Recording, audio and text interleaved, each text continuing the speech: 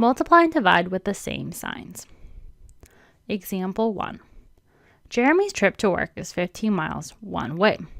How many miles will he travel to and from work in 1 week? And that's 5 working days. So for this problem, we will need to multiply. The first thing we need to do is figure out how many miles he travels each day. Now, 15 miles one way, so that means that he also does it on the way back.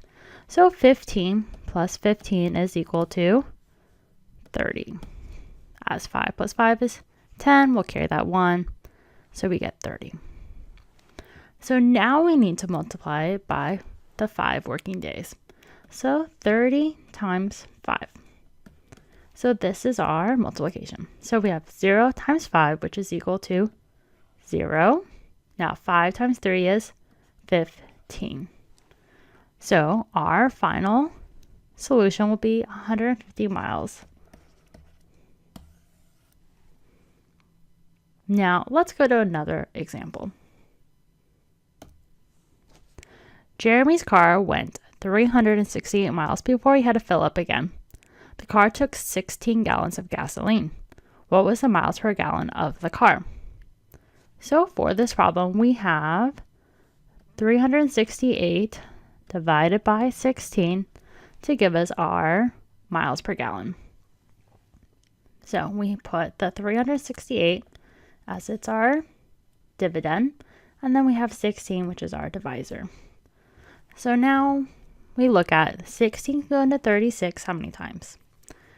So 16 times 2, 6 times 2 is 12, carry the 1, 2 times 1, 2 plus 1 is 3.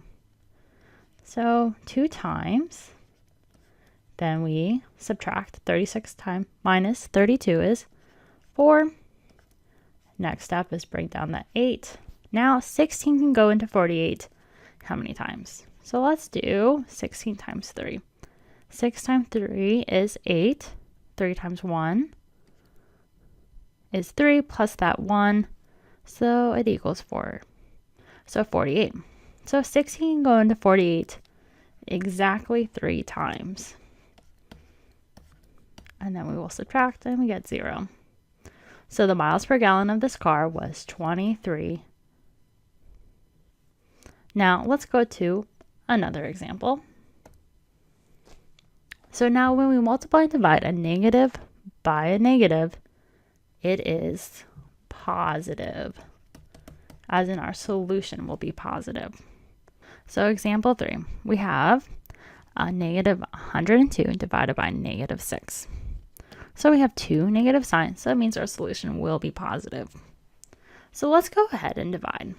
So we have 6 as our divisor, and the 102 is our dividend. So it goes inside the division symbol. Now 6 can go into 10 one time. So 6 times 1 is 6. We subtract, and we get 4. Bring down that 2. Now 6 can go into 42 7 times. So we drop the negative signs, as you notice right here. I should probably point that out.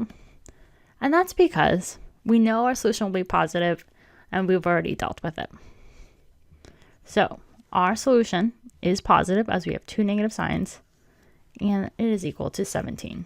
So let's do another example. We have negative 14 times negative 7.